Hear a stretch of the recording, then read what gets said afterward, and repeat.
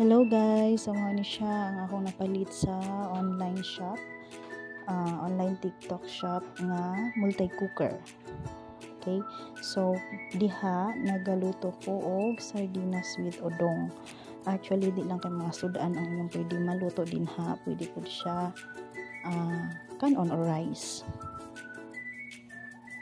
Okay, so kay multi-cooker gani sa bisag unsa jud ang malutuan din ha, pwede po mi din ha mag-init og tubig, magpritog itlog, pritog ka ng buwad, kana bang panandalian.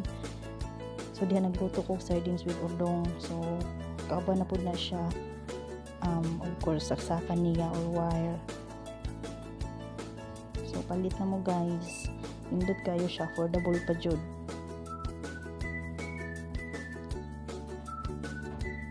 Visit lang mo sa akong showcase. Indot kayo siya, promise. Tada! Luto na ang akong sardinas with udong.